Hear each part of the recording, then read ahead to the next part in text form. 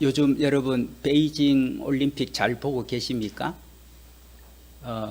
4년 전에 우리나라 평창에서 동계 올림픽이 있었습니다. 그때하고 지금 베이징 올림픽하고 여러분 열기가 어떠세요? 내 개인적으로 볼 때 베이징 동계 올림픽이 이제 오늘로 끝이 납니다. 근본 베이징 올림픽은 유난히 탈도 많고 또 심판 논란이 많은 그런 올림픽이 된 것 같습니다.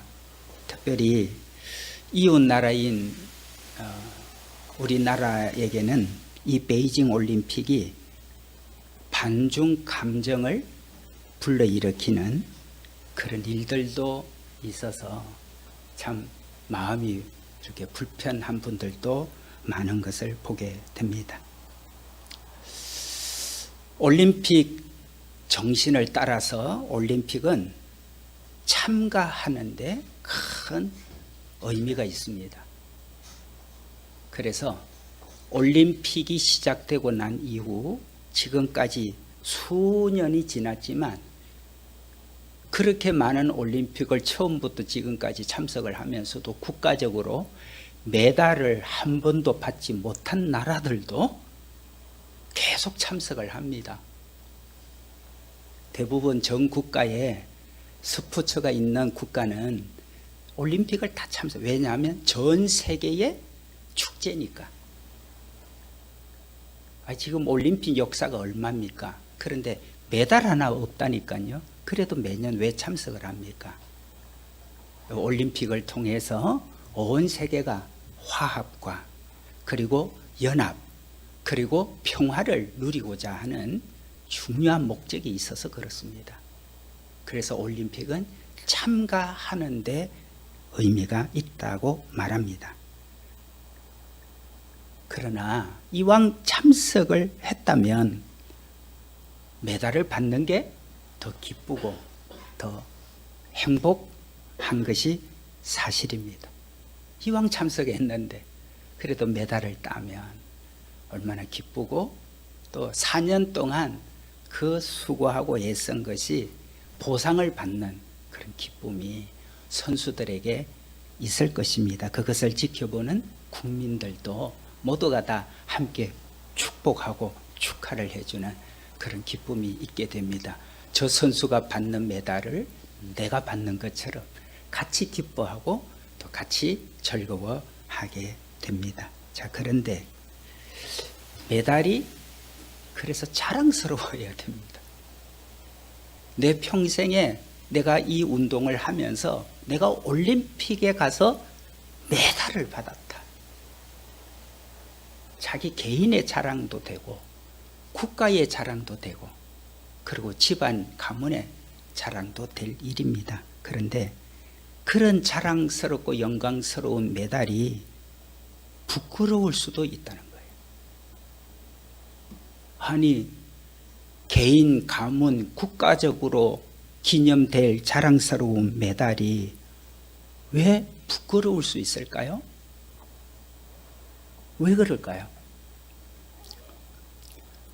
이번에는 세계 언론들이 편파 메달이다, 반칙 메달이다 이렇게 제기를 하는 언론들이 우리나라 언론이 말을 하는 게 아니라 세계적인 유수의 언론들이 그와 같은 언론을 보도하고 있기도 합니다.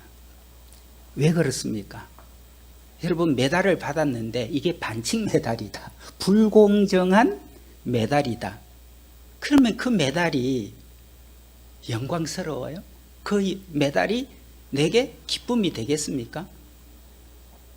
메달을 받고도 사람들 앞에 내놓지를 못하고 들어 보이지를 못하는 부끄러운 메달도 될 수 있다는 걸 이번 베이징 올림픽을 통해서 보게 됩니다.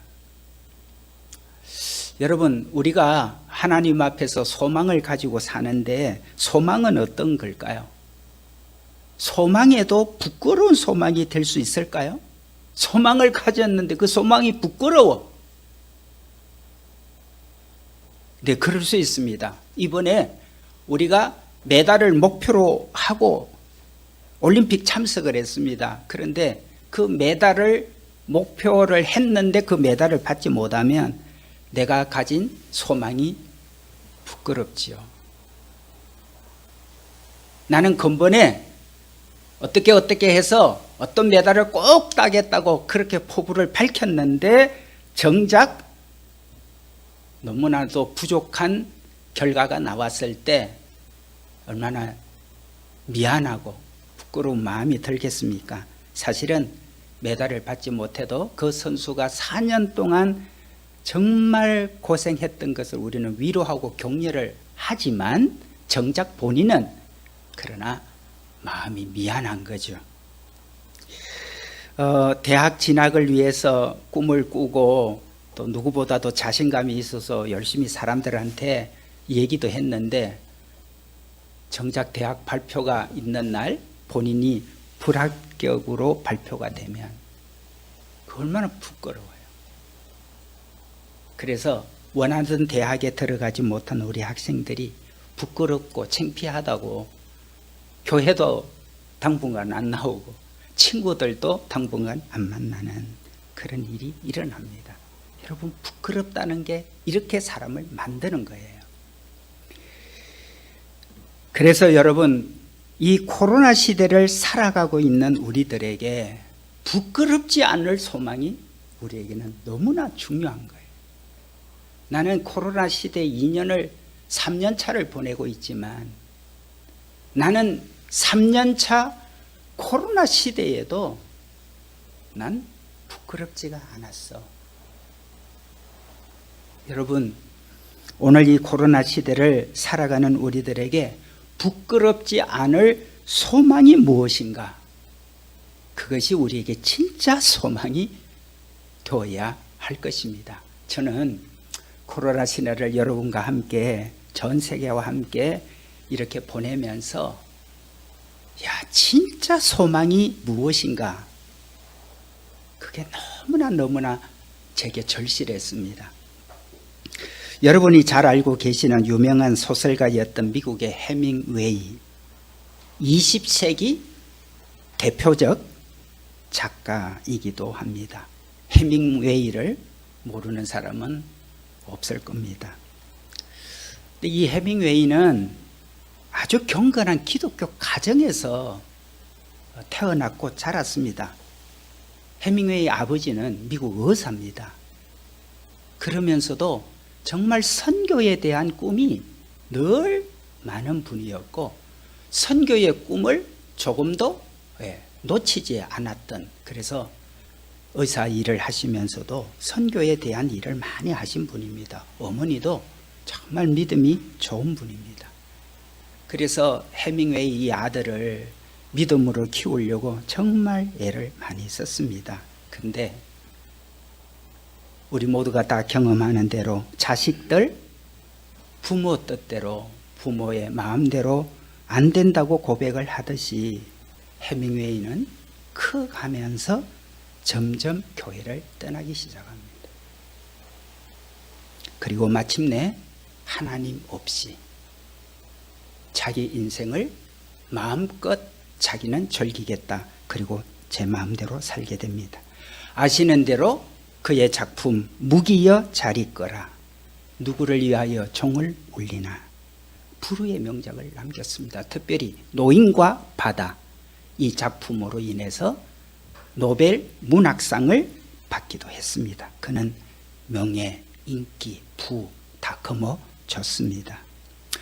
그러나 해밍웨이의 삶은 평탄치 않았습니다. 3번이나 이혼을 하게 됐습니다. 아프리카 여행을 하다가 비행기가 추락을 해서 죽다가 살아나기도 했습니다. 그럼에도 불구하고 하나님께 돌아가야 한다는 걸 깨닫지를 못합니다.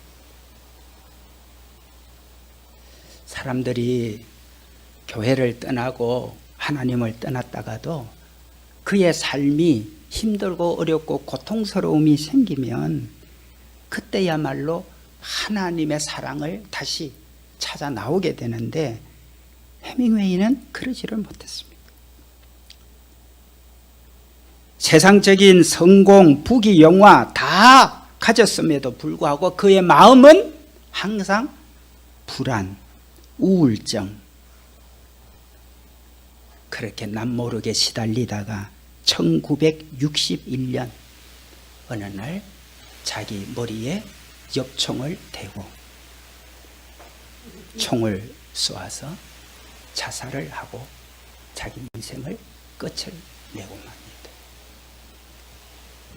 1961년 그가 엽총으로 자살했다는 뉴스가 전 세계에 보도가 되면서 전 세계 사람들이 충격을 받기도 했더랬습니다. 이 해밍웨이가 남긴 글을 보면 그의 마지막 인생 가운데서 이런 글들이 남겨져 있음을 알게 됩니다. 나는 전지약이 다 떨어지고 코드를 꽂으려 해도 꽂을 전원이 없어서 불이 들어오지 않는 라디오의 진공관처럼 외로움의 공허함 속에 살고 있다. 나는 필라멘트가 끊어진 텅 빈 전구처럼 공허하기만 하다. 저의 속마음을 이렇게 글로 남기지 않았더라면 우리가 어떻게 알았겠습니까? 사람들한테 보여지고 그가 세계적인 작품들을 남긴, 그래서 부귀영화를 다 누렸던 사람이었지만 그의 속은 전혀 다른 세계에 있었다는 걸 알게 됩니다. 그렇습니다, 여러분. 이 세상에 사람들이 소망을 두고 있었던 부귀영화, 성공, 쾌락 다 누리고 살아봤지만 그의 마음은 공허와 우울로 가득했다는 것입니다. 그래서 이것을 경험하는 사람들이 세상의 부귀영화 그리고 그토록 바라던 성공과 쾌락은 바닷물과 같다라고 표현을 합니다. 바닷물은 마시면 마실수록 더 갈증이 더해져요. 분명히 물은 물이에요. 그리고 지구의 3분의 거의 2가 다 물이에요. 그게 소금물이에요. 근데 그 물은 마시면 마실수록 갈증만 더 일으키는 물입니다. 세상은 결코 우리의 갈증을 채워줄 수가 없습니다. 그래서 성경은 이렇게 말합니다. 요한 1서 2장 15절과 17절 새 번역에서 이렇게 성경은 말하고 있습니다. 성경을 보면 이 세상과 세상에 속한 것들을 사랑하지 마십시오. 누구라도 이 세상을 사랑하게 되면 그 마음속에는 하나님의 사랑이 없게 됩니다. 이 세상에는 악한 것들이 있습니다. 그것은 바로 우리 육신을 즐겁게 해주는 것, 우리 눈을 즐겁게 해주는 것, 우리들의 삶에 자랑하는 것입니다. 이러한 것들은 아버지께로부터 나온 것이 아니라 세상으로부터 나온 것입니다. 이 세상은 지나갈 것이며 사람들이 이 세상에서 그토록 갖고 싶어 하는 것들도 다 사라지게 될 것입니다. 그러나 하나님의 뜻대로 사는 사람은 영원히 살 것입니다. 아멘. 이것을 누구보다도 우리의 삶 속에서 경험하고 사는 우리들입니다.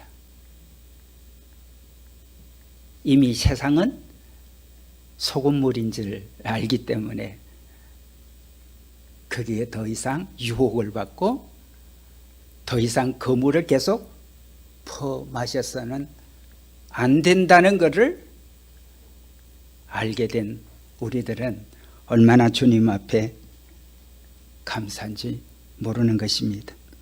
그래서 마태복음 11장 28절에 주님께서 우리에게 말씀합니다. 수고하고 무거운 짐진 자들아 다 내게로 오라. 내가 너희를 쉬게 하리라. 오늘도 이 예배 가운데서 이 충만한 은혜를 우리 마음껏 기뻐하고 즐거워하는 우리 모두 다 되기를 주의 이름으로 축복합니다. 세상에는 희망이라는 말도 쓰고 소망이라는 말을 씁니다. 근데 희망과 소망은 차이가 있습니다. 세상은 희망이라는 말을 많이 쓰는데 기독교에서는 소망이라는 말을 씁니다. 왜 기독교는 희망이라는 말 대신에 소망이라는 말을 사용을 할까? 희망과 소망에 무슨 차이가 있느냐? 여러분, 새 국어 사전에 보면 희망은 어떤 일을 이루거나 얻고자 기대하고 바람, 이렇게 되어 있고요. 그 다음에 소망이라는 것은 바람, 바라는 바, 소원, 희망. 그래서 이 두 가지를 설명을 하면서 의미는 두 낱말이 똑같은 뜻이라고 얘기를 합니다. 이렇게 같은 말이라면 그냥 희망이라는 말을 똑같이 써도 될 텐데 굳이 우리 믿는 사람들은 희망이라는 말 대신에 소망이라는 말을 우리가 쓰게 될까? 믿음, 소망, 사랑, 이 세 가지는 항상 있을 것인데 그 중에 제일은 사랑이라고 말합니다. 오늘도 우리가 읽은 성경의 소망, 이 소망이 부끄럽지 않는 소망, 소망에 대해서 우리에게 계속 말씀을 합니다. 제가 설교 준비를 하다가 한때는 희망이라는 말도 썼어요. 왜냐하면 사람이 소망이라고 하면 마음에 탁 이렇게 와닿지 않을 것 같아서 그 희망이라는 말을 썼다가도 다시 한번 오늘 정확하게 오늘 예배 드리면서 우리는 주님 안에 있는 사람이라, 우리는 하나님께 소망을 두고 있는 사람이라 한번 구별은 정확하게 한번 시켜드려야 되겠다. 그래서 오늘 이 말씀을 여러분에게 드립니다. 희망은 사람에게서 나오는 겁니다. 그래서 세상은 사람에게서 나오는 희망을 말할 수밖에 없어요. 어디든지 희망을 단어로 씁니다. 근데 희망은 바람인데 될 수도 있고 안 될 수도 있다는 게 특징입니다. 사람에게서 나온 바람이니까 되기도 하고 안 되기도 하고 안 되기도 했다가 되기도 하고 그게 희망입니다. 그러나 소망은 사람에게서 나오는 게 아니라 소망은 그 근원이 하나님께로부터 나옵니다. 그래서 여러분이 이 세상을 지금 살아가면서 가정, 여러분 직장, 여러분 개인적인 여러 가지 어떤 일들이 있을 텐데 이게 희망인지 소망인지 오늘 이 예배를 드리면서 매우 똑똑하게 명철을 가지고 총명을 가지고 분별하는 은혜가 있기를 바랍니다. 희망은 사람으로부터 나온 것이기에 될 수도 있고 안 될 수도 있고 그저 바라는 희망사항일 수도 있지만 소망은 하나님께로부터 나왔기 때문에 반드시 이루어지고 반드시 성취가 되는 게 소망입니다. 그렇다면 여러분이 기도하실 때 여러분들이 어떤 것을 믿으려고 할 때 이게 희망인지 소망인지 분별하셔야 합니다. 처음에는 희망을 가지고 여러분이 시작을 할 수 있고 여러분 희망으로부터 출발을 할 수 있을 겁니다. 그러나 희망을 가지고 시작을 했는데 하나님 앞에 예배하고 하나님 말씀을 자꾸 듣고 보니까 나는 이게 희망이 되면 안 되겠구나. 이게 하나님께로부터 오는 하나님이 이루시려고 하는 소망이어야 되겠구나. 그때 여러분의 기도가 소망으로 바뀌어지는 놀라운 역사가 있게 되기를 주님의 이름으로 축복합니다. 그러므로 소망은 그 근원이 그 주체가 사람이 아니고 하나님이기 때문에 이렇게 성경은 얘기합니다. 마태복음 5장 18절에 우리 한번 같이 읽어볼까요? 시작. 내 말은 1.1핵이라도 없어지지 아니하고 다 이루리라. 아멘. 여러분이 예배 드리다가 기도하다가 또 여러분이 개인적으로 매일 성경을 읽다가 하나님의 말씀이 성경이 여러분 마음에 확 심겨지면, 그리고 하나님 말씀이 내 마음에 심겨지면 자꾸 그 말씀이 생각이 나요. 자꾸 떠올라요. 설거지를 하다가, 청소기를 돌려요, 세탁을 하다가, 누구를 만나서 얘기를 하다가, 운전을 하다가, 어디를 여행을 하다가 문득문득 말씀이 자꾸 떠올라요. 그것은 하나님의 말씀이 내 마음에 뭐 해졌다? 심겨졌다는 뜻입니다. 무슨 말인지 이해하세요? 예. 그러므로 여러분의 마음에는 하나님의 말씀이 순간순간마다 자꾸 떠올라야 돼. 아침에 눈을 떴는데 갑자기 하나님의 말씀이 떠올라. 재봉질을 하고 있는데 갑자기 문득, 내가 의도한 것도 아니에요, 문득 떠올라. 지금 누구하고 만나서 뭘 얘기를 하는데 문득 설교 때 들은 말씀이든 아니면 매일 성경 읽기를 통해서 들었던 말씀이든, 말씀이 내게 떠오른다는 것은 말씀이 내 마음에 심겨졌다는 겁니다. 이 말씀은 여러분에게 반드시 이루어집니다. 왜요? 내 희망이 아니에요. 내 바람이 아니에요. 하나님께서 이루실 하나님의 소망입니다. 내 말은 1.1핵이라도 없어지지 아니하고 다 이루리라. 지금까지 우리가 세상을 살아오면서 우리에게 이루어진 것은 하나님이 우리에게 소망을 주셨던 일들입니다. 지금 오늘 이 말씀을 듣고 난 이후에 여러분이 시간 나는 대로 지금까지 내게 이루어진 것은 어떤 것들이 내게 이루어졌는가를 돌아볼 때 여러분에게 이루어진 게 있다면 이것은 하나님이 여러분에게 소망을 주셨던 것이었다는 걸 알게 될 것입니다. 자, 우리는 주일마다 예배 드릴 때 신앙 고백을 합니다. 그 신앙 고백의 내용을 여러분 잘 알고 계십니까? 신앙 고백은 예배 드릴 때 우리가 종교적 주문을 외우는 시간이 아닙니다. 한번 띄워볼까요? 주기도문. 우리 예배 드릴 때 이 주문 외우는 거 아닙니다. 이 사도신경을 우리가 고백을 하면 종교적 환타지 세계에 들어간다든지, 이 사도신경을 우리가 외우고 고백을 할 때 무아지경에 빠져들어가는 맛을 본다든지,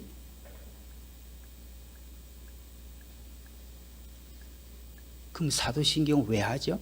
예배 시간에 이게 왜 들어있어요? 여러분 왜 하세요? 그냥 예배 시간에 하니까 그냥 따라 합니까? 그러지는 않아야죠. 여러분 종교적 환타지를 맛보거나 사도신경을 통해서 우리가 무아지경에 빠져들기 위한 과정이 아닙니다. 사도신경의 내용이 무엇인가를 우리는 잘 알아야 됩니다. 여러분, 이 사도신경은 예수님이 오신 이후에 우리 인류 역사 속에서 모두가 다 성취되어진, 모두가 이 세계 역사 속에서, 우리의 인류 역사 속에서 다 이루어지고 성취되어진 역사적 사건입니다. 잘 이해하셔야 됩니다.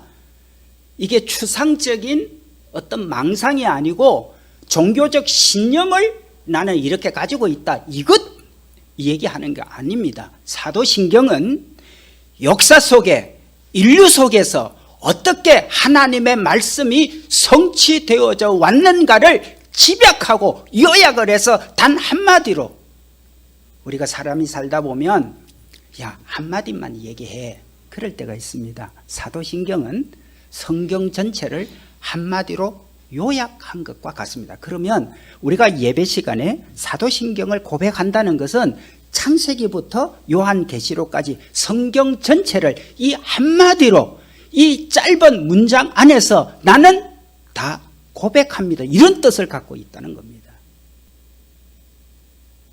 그럼 사도신경 고백하는 시간은 어마어마한 시간이에요.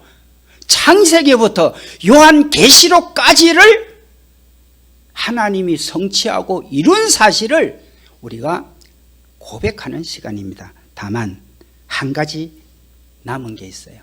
뭘까요? 예수님이 다시 이 땅에 오신다는 이 사실 한 가지만 사도신경에서 남겨놓고 있습니다. 그러므로 여러분, 오늘 우리가 하나님 앞에 이 사도신경을 고백할 때는 이 모든 사건이 성취되었고 이 모든 사건이 다 인류 역사 속에서 또 내 개인에게서 다 이루어진 것인데 이제 단 한 가지 남은 것, 주님이 다시 오시는 이 한 가지만을 남겨놓은 고백을 하는 것이 사도신경입니다. 그렇습니다. 기독교에서 말하는 소망은 희망과 전혀 다릅니다. 다른 차원을 갖고 있습니다. 세상 희망은 성취가 불확실하지만 하나님이 우리에게 말씀하시는 소망은 확실합니다. 우리가 주님 안에서 이미 구원이 이루어졌고요. 부활이 약속이 되어져 있고 그리고 주님께서 다시 올 그 재림과 우리가 가게 될 천국은 이미 우리 안에서 다 약속되어진 놀라운 일들입니다. 오늘도 이런 소망과 이런 약속과 이런 성취가 우리에게 있기 때문에 여러분이 세상을 살아가면서 살다 보면 가정이나 일터, 사회, 직장 별 일들이 다 있지만 그래서 사도신경은 예배 때만 고백하지 마십시오. 여러분이 그냥 일상에서 우리가 주기도문도 일상에서 하기도 합니다만은 여러분 일상에서 사도신경을 고백을 하는 것은 여러분에게 어마어마한 소망을 불러일으키는 놀라운 일이 될 겁니다. 그 뉴 잉글랜드의 동부 연안에서 한 작은 어촌이 있었는데 그 남편들이 고기잡이를 떠났습니다. 그런데 전혀 예기치 않았던 갑작스러운 폭풍우가 불어닥쳤습니다. 천둥이 치고 얼마나 거센 폭풍우가 일어났는지 저녁이 되어서 밤이 되어져 가는데도 남편이 나간 고깃배가 돌아오지를 않습니다. 아내들이 모두가 다 해변가에 모여서 통곡을 하며 기도를 합니다. 하나님, 우리 남편 돌아오게 해달라고 그렇게 그들이 간절히 하나님 앞에 기도를 합니다. 근데 그 밤에 고깃배 타고 나간 남편이 돌아오도록 기도를 하고 있는 와중인데 동네에 또 불까지 났습니다. 여러분 해변가에 나와 있다 보니까 집에 불이 나면서 불을 못 꺼가지고 이 집 저 집이 막 불이 타올라 버렸어요. 그런데 놀랍게도 고깃배가 돌아온 거예요. 그러면서 그 고깃배에 돌아온 남편들이 아내들을 바라보면서 하나님이 우리 기도를 응답하셨다고 막 너무너무 기뻐하는 거예요. 아니 남편들은 고깃배를 타고 가서 돌아오지 않고 살던 집까지 불이 나서 다 타고 있고 이런 와중에 무슨 하나님이 우리 기도를 응답했다고 남편들이 그러는가 그랬는데 여러분 거센 폭풍우가 일어나고 밤까지 되어서 칠흑 같은 어둠 속에 망망 바다에 표류를 하고 있는데 이 고깃배를 타고 있는 남편들이 하나님 우리가 돌아갈 곳이 어디입니까? 어디를 가야 우리가 살 수가 있습니까? 그렇게 기도를 하고 있는데 저 멀리에서 불기둥이 보이는 거예요. 저 불기둥이 보이니까 저기가 육지인가 보다. 그리고는 죽기 살기로 노를 저어서 오게 됐다는 겁니다. 여러분 우리가 살다 보면 우리가 사는 세상은 정말 앞이 캄캄한 일이 생기기도 하고요. 나쁘게만 여겨지는 일들도 있고요. 나를 망하게만 하는 것 같은 그런 일들도 일어납니다. 지금 코로나가 그렇지 않습니까? 우리 모두를 다 망하게만 하는 것 같고 우리 모두를 다 어렵게만 하는 것 같지 않습니까? 그러나 하나님께 소망을 두고 있는 사람은 달라요. 코로나로 인해서 우리가 영적으로 얼마나 영적으로 나는 새로워지는 기회를 가졌는가, 이건 너무나 중요해요. 나는 이 코로나 시대에도 내가 하나님 앞에 어떻게 예배를 했고 어떻게 믿음을 지켰고 그 중에서도 어떤 기도를 했고 그 와중에서도 여러 가지 많은 일들이 벌어졌지만 나는 코로나라고 하는 이 환난 속에서도 내 믿음이 강한지 허약한지, 나는 얼마나 위기 대응 능력이 나한테 있는지, 나는 정말 하나님께 소망을 둔 사람으로서 어떻게 내 믿음을 나는 가지고 있는지. 그래서 성경은 오늘 이렇게 말씀을 합니다. 여러분 4절을 볼까요? 3절부터 보겠습니다. 3절 4절 3절과 4절 같이 한번 읽어보겠습니다. 시작. 다만 이뿐 아니라 우리가 환난 중에도 즐거워하나니 이는 환난은 인내를, 인내는 연단을, 연단은 소망을 이루는 줄 알미로다. 아멘. 코로나라고 하는 이 환난, 이 코로나라고 하는 환난이 우리를 연단시키고 이 연단을 통해서 우리는 더 소망을 가지게 됐다는 겁니다. 그러면 여러분, 코로나 때문에 여러분은 믿음이 더 약해졌는지, 이 코로나 때문에 나는 믿음이 더 강하게 됐는지, 나는 이 코로나 때문에 내 예배 생활, 기도 생활, 말씀이 있는 생활, 오히려 더 이웃을 사랑하고 돌보고, 이 코로나로 인해서 나는 더 믿음도 기도도 이웃을 돌보는 마음도 사랑도 나는 더 강해졌어, 더 좋아졌어. 코로나는 내게 여러 가지 환난이었지만 내게는 이 코로나가 정말 놀라운 기회가 됐어. 희망이 아니라 소망입니다. 하나님께 소망을 둔 자는, 그래서 어떻게 말합니까? 여러분 5절 같이 읽겠습니다. 시작. 소망이 우리를 부끄럽게 하지 아니함은 우리에게 주신 성령으로 말미암아 하나님의 사랑이 우리 마음에 부은 바 됨이니. 아멘. 소망이 우리를 부끄럽게 하지 않은 이 간증이 여러분에게 계속되기를 주님의 이름으로 축복합니다.